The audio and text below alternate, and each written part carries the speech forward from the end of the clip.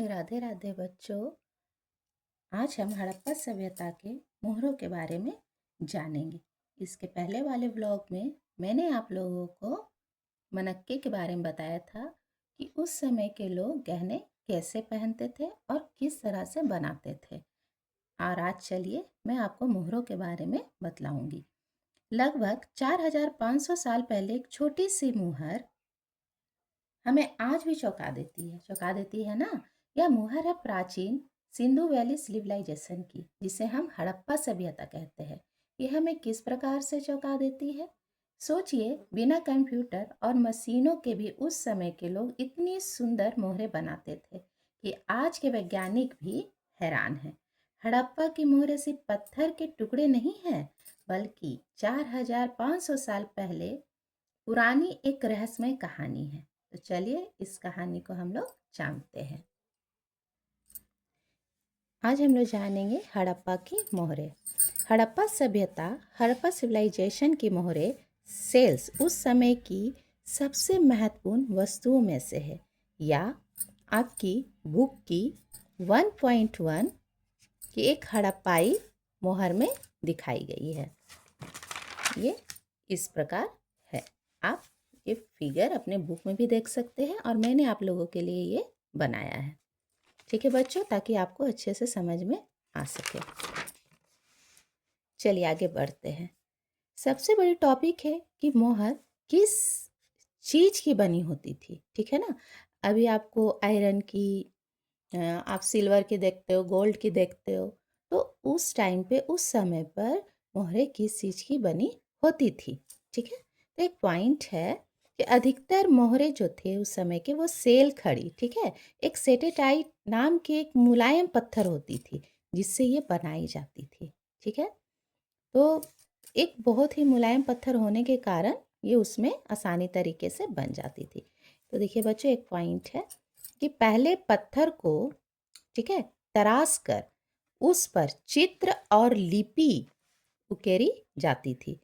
क्या की जाती थी कि पहले पत्थर को, ठीक है, जो उसको तराशा जाता था, फिर उस पर चित्र और लिपि उकेरी जाती थी, फिर उसे आग में पकाया जाता था। एक इम्पॉर्टेंट काम क्या किया जाता था, उसे आग में पकाया जाता था, जिससे वह क्या हो जाता था, कठोर और चमकदार वो बन जाती थी। ठीक है। अब है कि आपको ये पता चल गया कि हड़प्पा सभ्यता की मोहरें बनती कैसे थी। तो आपने देखा कि ये एक सेल खड़ी नामक मुलायम पत्थर के द्वारा बनाई जाती थी। ठीक है। ये मुलायम होने के कारण उस पर चित्र को करना आसान हो जाता था। ठीक है। अब जानेंगे मोहरों पर बने चित्र के बारे में। मोहर पर बने चित्र के बारे में इम्पोर्टेंट है। कई मोहरों पर जानवरों की आकृतियां बनी होती थी। आपने देखा है कि कई मोहरों पे क्या बनी होती, जानवरों की आकृतियां बनी होती।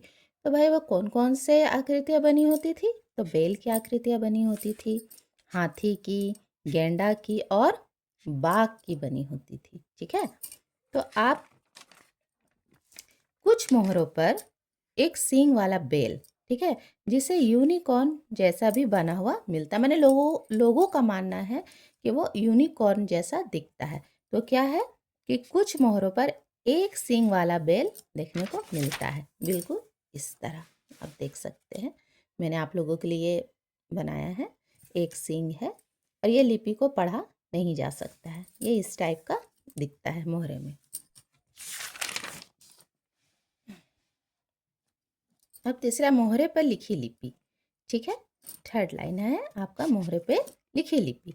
मोहर के ऊपर छोटी छोटी चिन्हों वाली लिखावट होती थी। छोटी छोटी चिन्हों वाली लिखावट होती थी। इसे सिंधु स्क्रिप्ट कहा जाता है। इसे अभी तक इस लिपि को पूरी तरह पढ़ा नहीं जा सका है।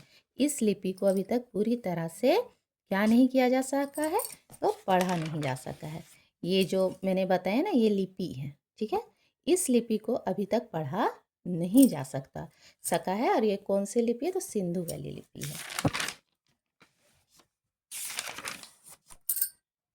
मोहरें तो बनती थी, लेकिन उनका उपयोग क्या था ये भी हम जानते हैं।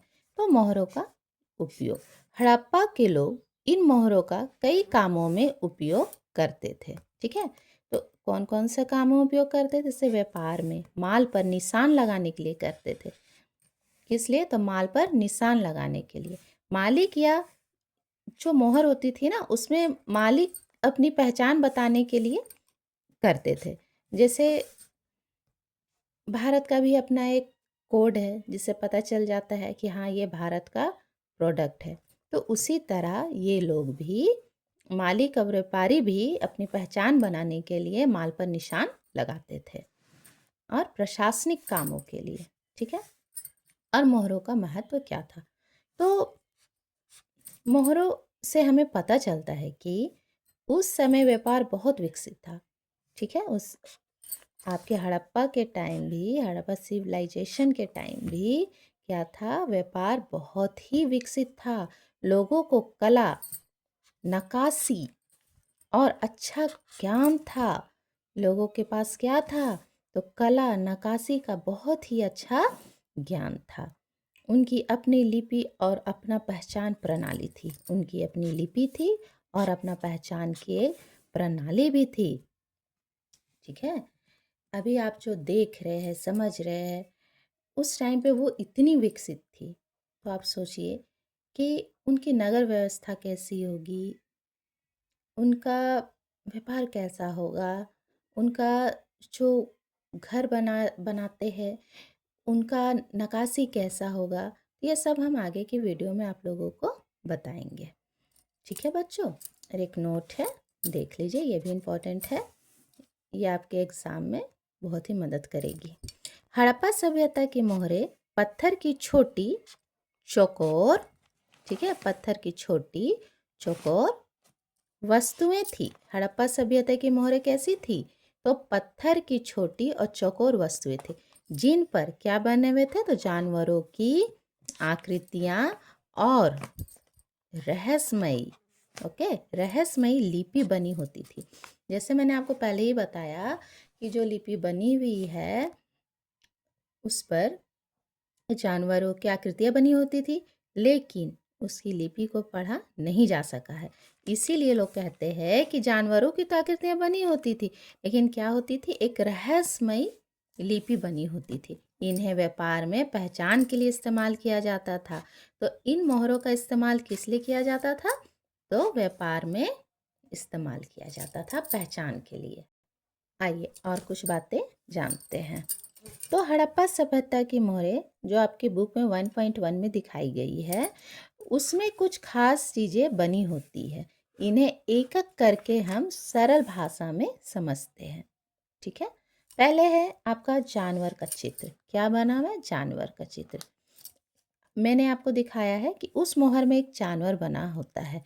क्या बना होता है? एक जानवर बना होता है, अक्सर या एक सींग वाला बैल जैसा दिखता है। इसीलिए बहुत सारे लोग इसे क्या कहते हैं? यूनिकॉर्न ही कहते हैं।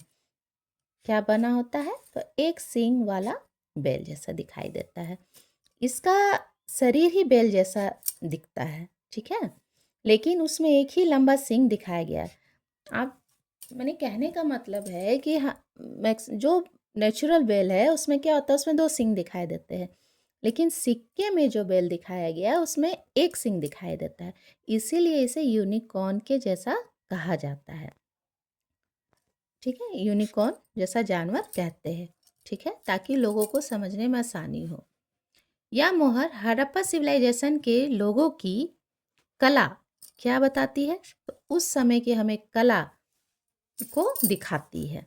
ठीक है, वे जानवरों को बहुत सुंदर नक्काशी से बनाते थे। वे लोग कला में माहिर थे, इसलिए जानवरों को बहुत ही, जो नक्काशी थी, बहुत ही सुंदर तरीके से वो बनाते थे। ऊपर लिखी हुई लिपि आपका एक और टॉपिक है। जानवरों के ऊपर छोटी छोटी चिन्हों जैसी लिखावट बनी होती थी। छोटी छोटी चिन्हों जैसी लिखावट बनी होती है। ये अक्षरों की तरह दिखाई देती है। ठीक है, ये कैसे? एक अक्षर जिस तरह आप ये देख रहे हैं, क्या एक अक्षर ही है ना? तो ये अक्षरों की तरह ही दिखाई देती है। इन्हें सिंधु स्क्रिप्ट कहा जाता है। आप याद रखिएगा, सिंधु स्क्रिप्ट वो है जिससे पढ़ा नहीं जा सकता है। ठीक है, अभी एक वैज्ञानिक इस लिपि को पूरी तरह पढ़ नहीं पाया है। ठीक है, आप ये जानिए कि अभी तक, ठीक है, एक भी वैज्ञानिक इस लिपि को पूरी तरह नहीं पढ़ पाया। क्या नहीं कर पाया है? तो पूरी तरह पढ़ नहीं पाया है। संभव है, ठीक है। इसमें व्यापारी का नाम, ऐसा लोग कहते हैं कि इसमें व्यापारी का नाम, परिवार का चिन्ह या वस्तु की पहचान लिखी होती थी, ऐसा वैज्ञानिकों का मानना है। इसमें वस्तु की पहचान या लिखी होती थी, ठीक है, जिससे पता चले कि किस व्यापारी का है, किस परिवार से है, ये उस मोहरे को देखकर पहचान हो जाती थी। अब देखिए, जानवरों के सामने रखा एक पात्र है। आप अपने 1.1 वाले फिगर में देख सकते हैं। मैंने जो जानवर है उसके सामने क्या है? एक रखा हुआ पात्र है। आप देखिए, ये क्या है? एक रखा हुआ पात्र है। ये आप अपने बुक्स में भी देख सकते हैं, ठीक है।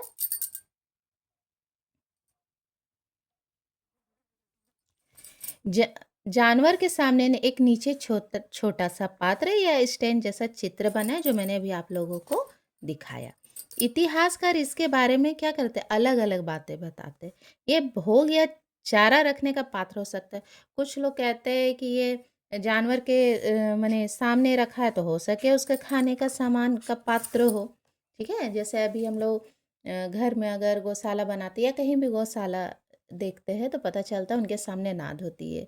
हमारी गाय माताओं के सामने नाद होती है जिसमें वो भोजन करते हैं। तो ये लोगों का भी यही मानना है कि हो सकता है कि वो भोजन का ही पात्र हो। कंफर्म नहीं है, सिर्फ हो सकता है। फिर कुछ लोगों का कहना है कि अब पूजा में उपयोग होने वाली वेदी भी हो सकती है। कुछ लोगों का कहना है ये पूजा में उपयोग होने वाली वेदी मैंने एक प्रकार का बर्तन, पात्र भी हो सकता है। और कुछ लोग इसे यज्ञ का पात्र भी कहते हैं या धूपदान। आप लोगों ने धूपदानी देखी है, तो कुछ लोग इसे यज्ञ का पात्र, यज्ञ करने वाला जो सामान होता है वो कह रहे हैं। और कुछ लोग इसे धूपदानी जो होते हैं जिसमें धूप करते हैं हम लोग, वो मान रहे हैं। इस खास मोहर में जो पात्र है वह एक एक पात्र है। माने इस खास मोहर में जो है वह केवल एक पात्र है, वेदी या स्टैंड ही उसे माना जाता है। लेकिन हड़प्पा सभ्यता में कुछ मोहरों में देवता जैसी आकृतियां भी मिली है। अभी तो हम लोग जानवरों के बारे में जान रहे थे, लेकिन अब जानेंगे कि हड़प्पा सभ्यता में कुछ मोहरे ऐसे मिले हैं जिसमें देवता जैसी आकृतियां भी मिलती है। जैसे पशुपति वाली प्रसिद्ध मोहर। अभी आप आगे की ओर मैं पढ़ाऊंगी, तब आपको मैं पशुपति वाली प्रसिद्ध मोहर के बारे में भी बताऊंगी। वैसे एक व्यक्ति योग मुद्रा में बैठा हुआ दिखाई देता है। अब देखिए, आपके एग्जाम के लिए कुछ इंपॉर्टेंट है कि हड़प्पा की मोहर में सामान्यतः 3 चीज़ें होती थी। क्या होती थी? हड़प्पा की मोहरों में सामान्यतः 3 चीज़ें होती है। एक जानवर का चित्र, अक्सर एक सींग वाला बैल। क्या दिखता है? अक्सर एक सींग वाला बैल। एक उसके ऊपर रहस्यमयी लिपि और उसके जानवर के सामने एक छोटा पात्र या वेदी। तो बच्चों, आपके बुक में भी ये पिक्चर है और मैंने इस मोहर के बारे में आपको बारीकी से बताया है। एक छोटी सी मुहर हमें यह बताती है कि हड़प्पा के लोग कला, व्यापार और विज्ञान में कितने उन्नत थे, है ना बच्चों। ये हमें बताते हैं व्यापार, कला में कितने ये उन्नत है। आज भी हम भी ये मोहरे इतिहास में कई रहस्यों को अपने अंदर छुपाए हुए हैं। ये जो मोहर है अपने अंदर बहुत सारे रहस्यों को छुपाए हुए। कैसे? जैसे इस लिपि को पढ़ा नहीं जा सकता है, इसे लोग यूनिकॉर्न मानते हैं, कुछ लोग इसे बेल मानते हैं, ठीक है। और ये एक पात्र है, कुछ लोग इसे धूपदानी कहते हैं, कुछ लोग इसके भोजन का पात्र भी कहते हैं। तो ये क्या है? एक मोहर है, लेकिन ये बहुत ही रहस्यमय मोहर है। तो ठीक है बच्चों, अगर आप लोगों को अच्छा लगा हो तो मुझे लाइक करें, सब्सक्राइब करें और मुझे फॉलो भी करें। और कमेंट में मुझे ज़रूर बताएं कि आप लोगों को मेरा क्लास कैसा लग रहा है, ताकि मैं आप लोगों को और भी बारीकी से पढ़ा सकूं। मिलते हैं नेक्स्ट वीडियो में। राधे राधे।